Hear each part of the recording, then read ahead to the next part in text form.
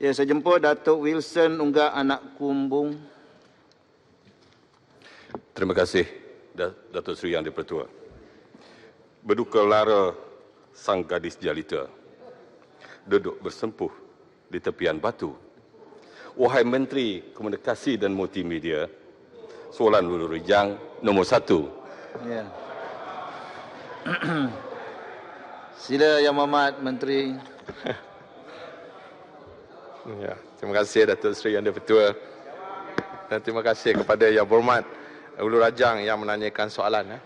Saya ingat payah agak nak jawab pantun pagi ni, kan? Tapi saya mungkin menjawab soalan dulu. Untuk makluman ahli Yang Berhormat, pihak kementerian melalui Suruhanjaya Komunikasi dan Multimedia Malaysia menyedari kepentingan untuk memastikan perkhidmatan pos yang berkualiti disediakan seperti yang diperuntukkan di bawah Akta Perkhidmatan Pos 2012.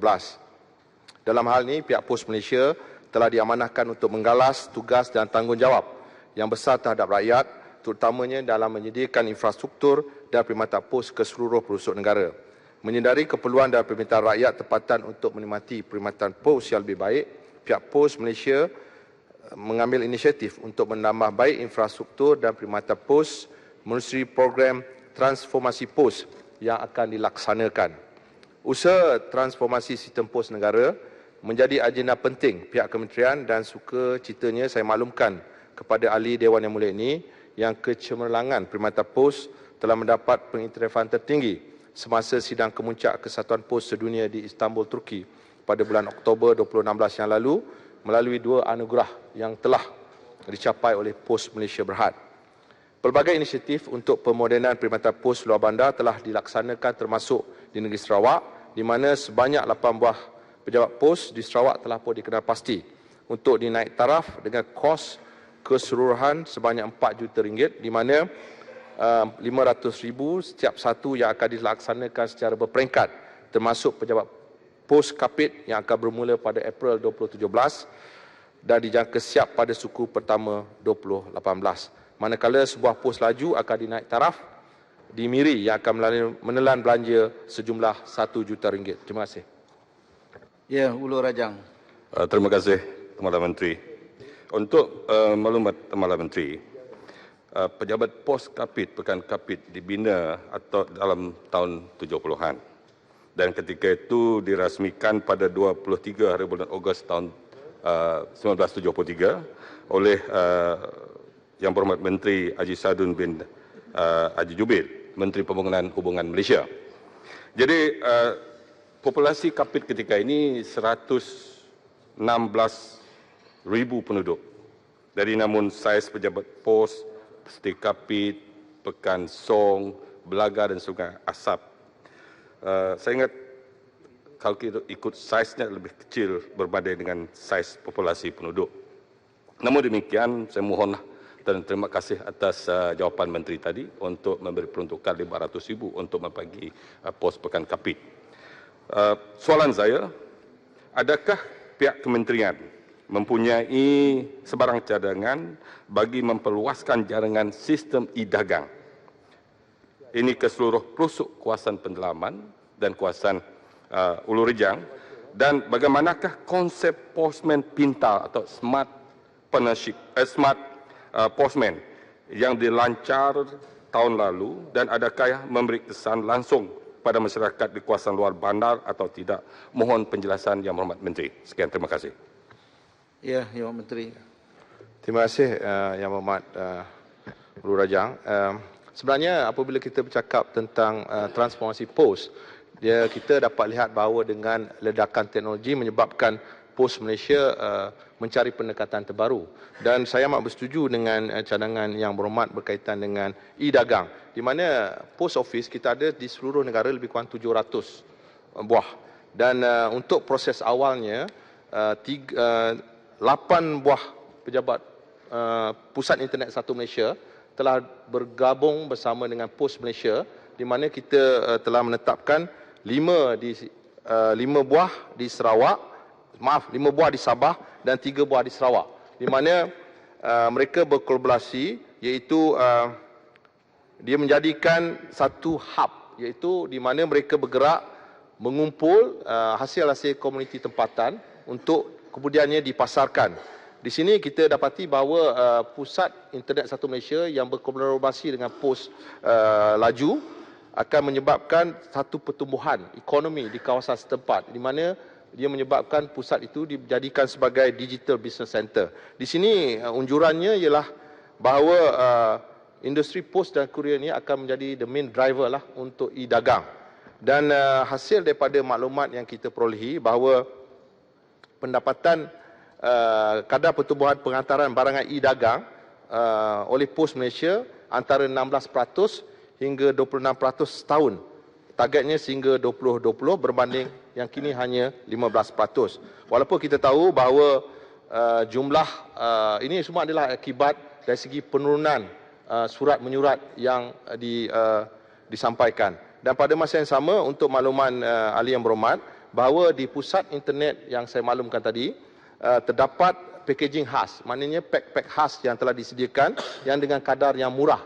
Dan untuk permulaan kita telah menyediakan di 3 buah, iaitu di Sarawak, iaitu di Kampung Pandan Lundu, di Kampung Niasuai dan juga di Kampung Jepak.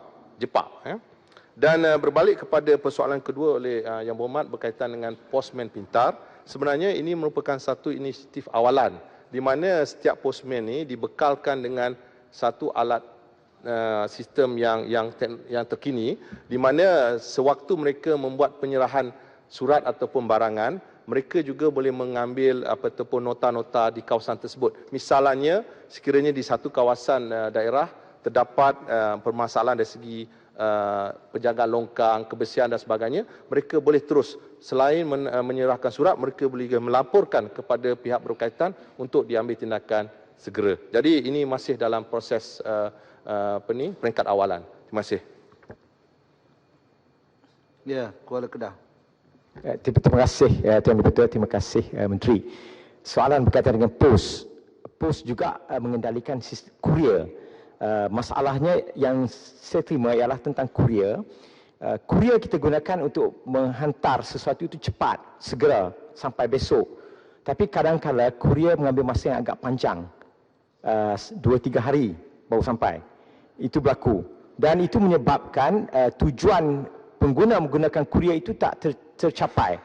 Dan apabila dibuat aduan kepada Biro Pengguna, jawapannya ialah tidak ada sebarang peruntukan undang-undang yang mewajibkan benda itu sampai pada waktu tertentu. Asalkan sampai, itu sudah dikira selesai transaksinya itu. Mohon respon. Terima kasih. Ya, sila Menteri. Terima kasih Yang Berhormat Kuala Kedah. Sebenarnya untuk makluman Yang Berhormat Kuala Kedah, ini adalah antara beberapa faktor yang sedang diambil kira oleh pihak Pos Malaysia bersama juga dengan pihak SKMM. Kerana selain daripada rungutan yang dimaklumkan oleh pihak Yang Berhormat, sebenarnya kalau kita dapat lihat dahulu, apabila setiap penyerahan yang hendak dibuat, contohnya apabila kita tiada di rumah, pihak pos akan meletakkan sorry note ataupun nota minta maaf. Tapi kali ini bukan.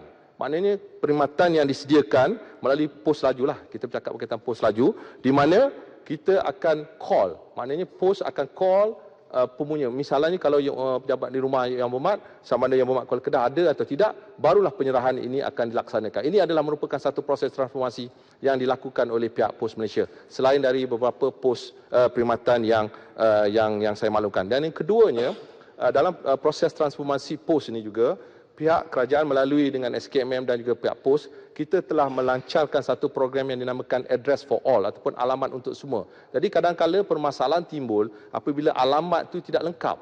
Jadi dalam proses pengalamatan untuk masyarakat, ia akan memudahkan bahawa penghantaran itu dapat diserahkan terus kepada pemunya. Tapi sekiranya terdapat mana-mana permasalahan dan aduan, kita alu-alukanlah kepada mana-mana yang berhormat ataupun masyarakat di luar untuk disalurkan kepada pihak pos ataupun pihak Suruhanjaya. Terima kasih. Ya, si minat juga. Sila. Terima kasih. Terima kasih. Datuk Seri Yang di-Pertua. Soalan saya berkenaan dengan pos tapi bukan di Kapit.